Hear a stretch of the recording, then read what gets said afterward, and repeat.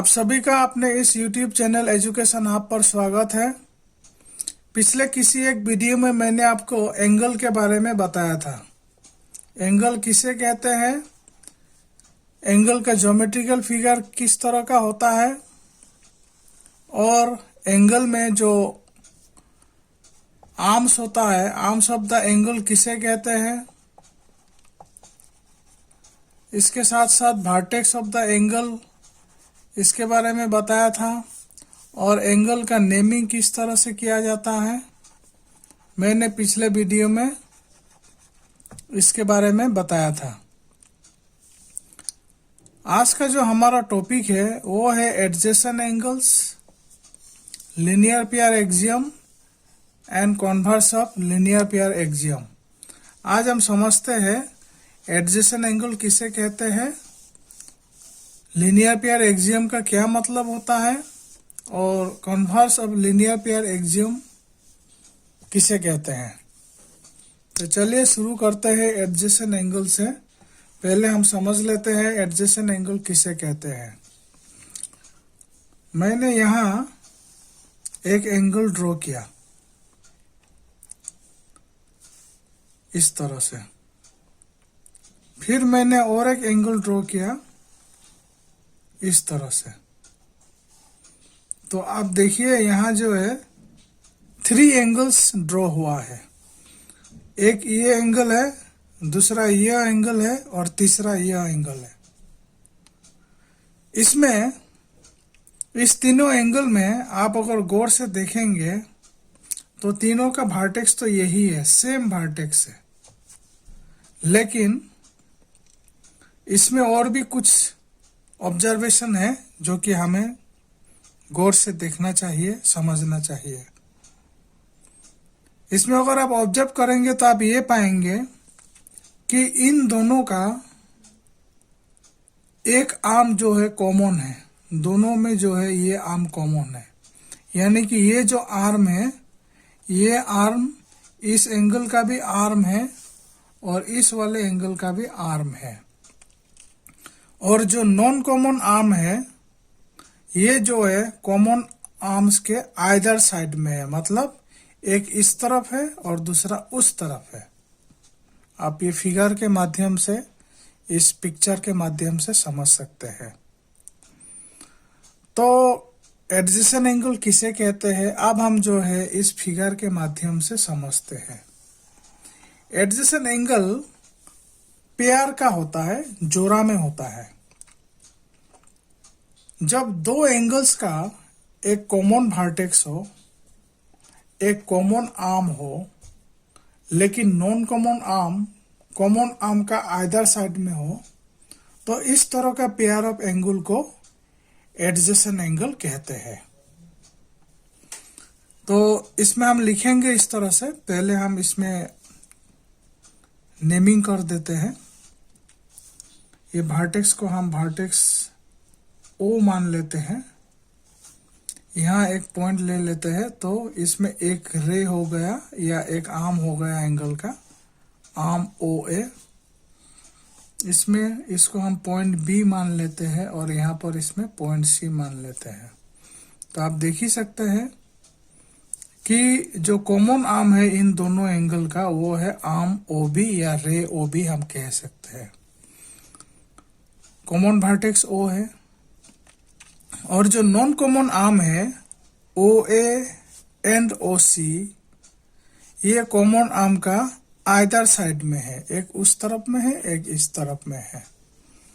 तो इस तरह का और कोई भी पेयर ऑफ एंगल्स हो, कोई भी दो एंगल्स हो जो इस तरह के जो है हालात पैदा करते हैं, तो उसे कहते हैं एडजेसेंट एंगल्स। तो हम इसको लिख सकते हैं इस तरह से, 2 angles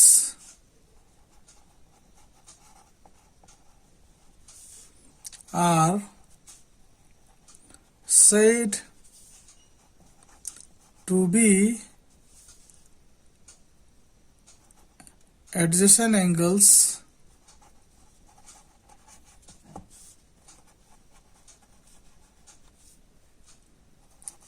if and only if Number one, they have a common arm.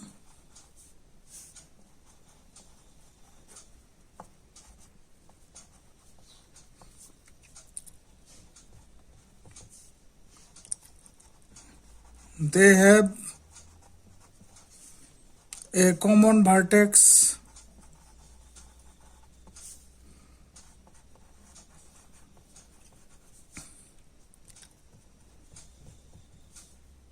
And non-common arms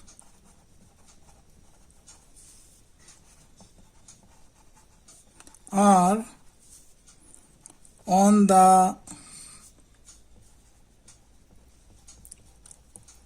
either side of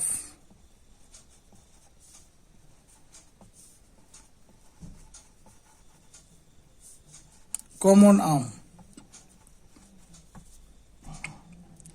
तो ये हो गया एडजेसेंट एंगल्स का डेफिनेशन। अब हम जो है इसमें यहाँ देखते हैं कि एडजेसेंट एंगल का नाम हम किस तरह से लिखेंगे। तो जैसे कि आप फिगर से ही पता चल रहा है कि इन एंगल, ये एंगल को अगर हम लेते हैं एंगल AOB एंड इस एंगल को अगर लेते हैं एंगल COB, हमारे पास क्या होगा? हमारे पास है O इज द, ये जो पॉइंट O है, O is the common vertex.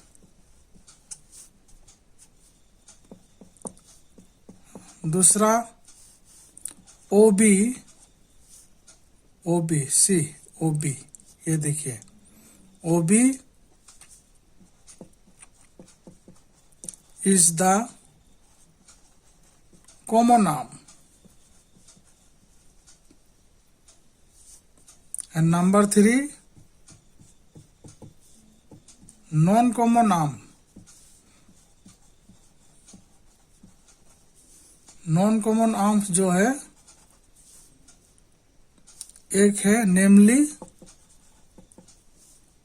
रे OA और दूसरा है रे OC। ये हो गया नॉन कॉमन आर्म्स। ये जो है are on the common arm का आइदर साइड में है, are on the either side of common arm OB। तो इसीलिए हम कह सकते हैं therefore we can say that angle AOB and angle COB are adjacent angle। तो अब जो है एडजेसेंट एंगल का पिक्चर को अपने माइंड में अच्छी तरह से सेट कर लीजिएगा, क्योंकि जब आपका ज्योमेट्री में और फर्दर टॉपिक में स्टडी होगा, आपका अध्ययन होगा, तो आपको जो है ये एडजेसेंट एंगल्स का जो यूटिलिटी है, इसका जो एप्लीकेशन है आपको मिलता रहेगा। तो समझता हूँ आपको जो है एडजेसेंट एंगल्स के बारे में समझ में आ गया होगा। मैंने फिर से एक बार एडजेसेंट एंगल्स का कंस्ट्रक्शन यहाँ किया है, जिसमें आप देख सकते हैं कि angle AOB means this angle and angle COB means this angle, ये दोनों एडजेसेंट एंगल है। और ये जो एंगल है ये है एंगल AOB मीन्स यहाँ 3 एंगल्स हैं।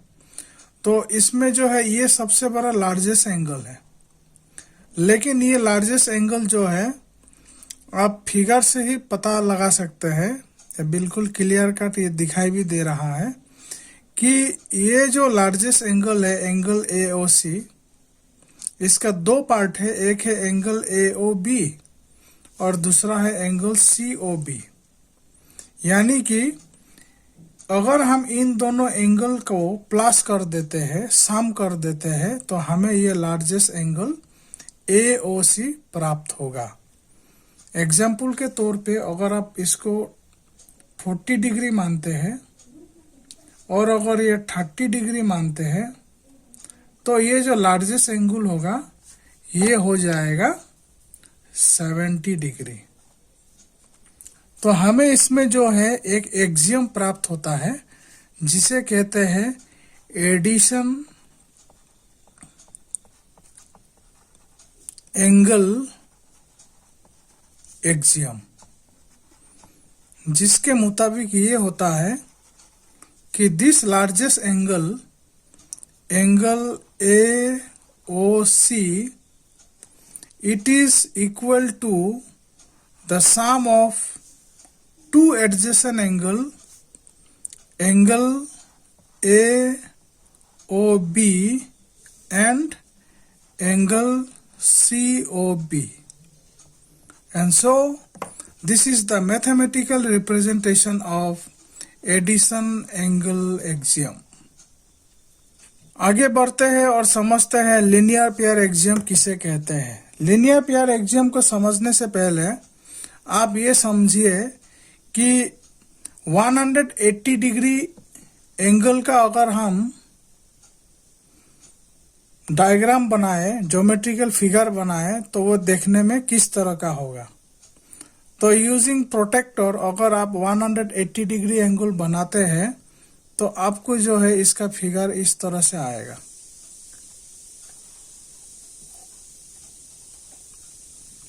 दिस इज 180 डिग्री, जो कि एक स्ट्रेट लाइन को रिप्रेजेंट करता है। तो इसी के माध्यम से हम अब समझेंगे कि लीनियर पेयर एक्सियम क्या होता है, और लीनियर का मीनिंग होता है स्ट्रेट। तो लीनियर पेयर एक्सियम ये कहता है कि अगर एक रे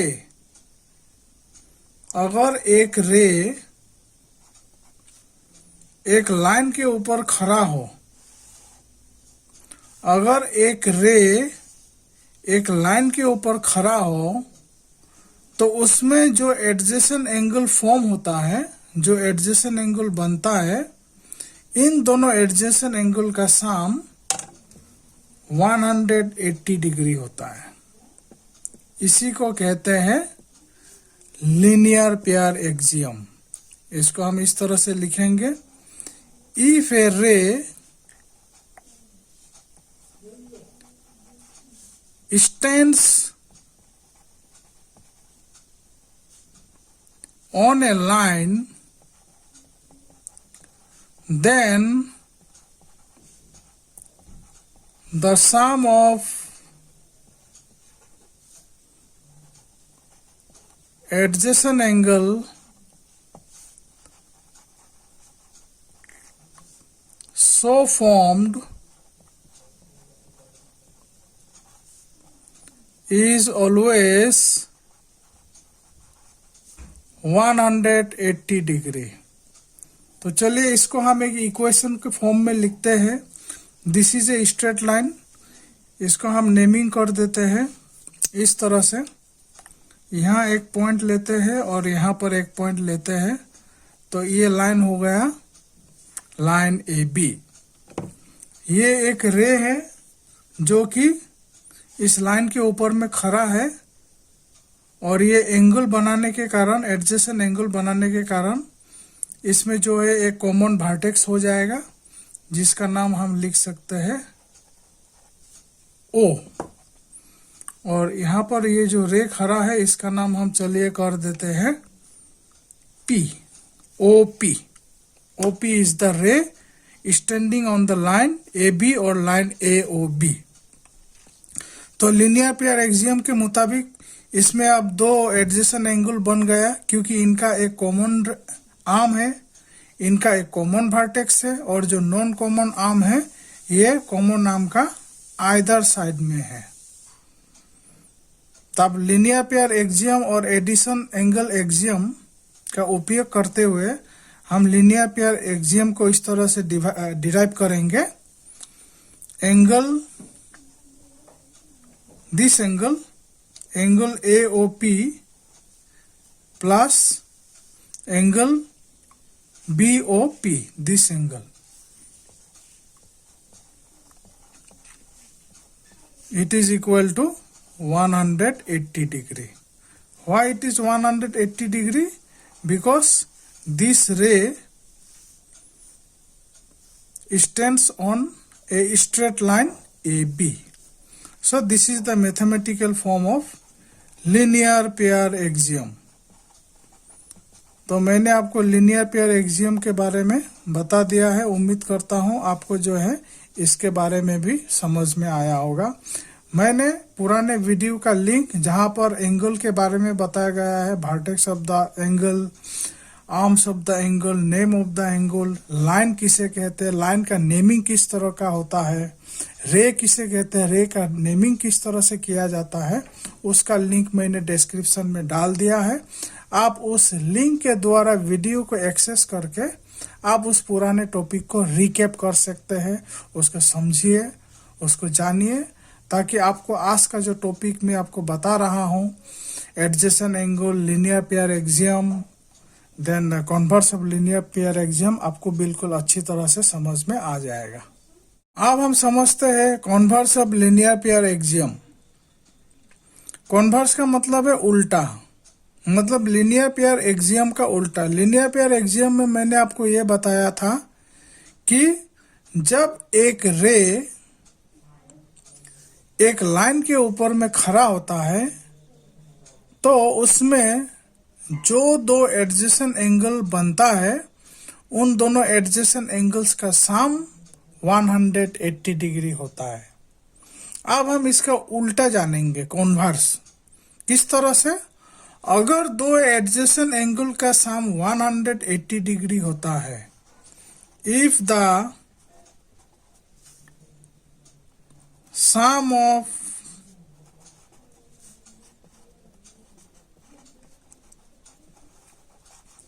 adjacent angle is 180 डिग्री। अगर एडजेसेंट एंगल का सम 180 डिग्री होता है तो ये जो नॉन कॉमन आर्म है, ये नॉन कॉमन आर्म हमेशा स्ट्रेट लाइन ही बनाएगा। Then the non common arms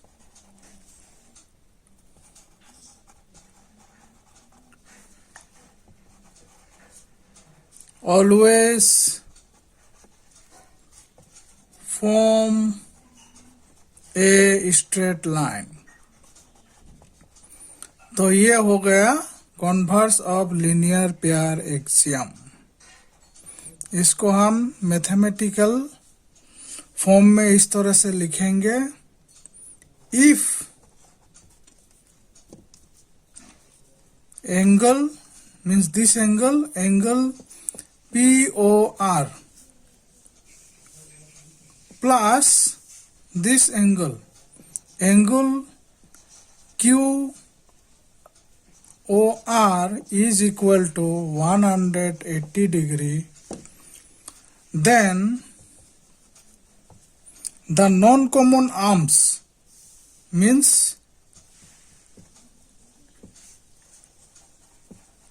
non-common arms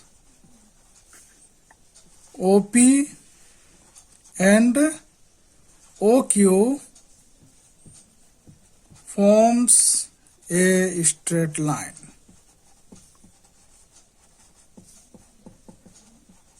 That is, इसका हम लिख सकते हैं PQ और POQ is a straight line.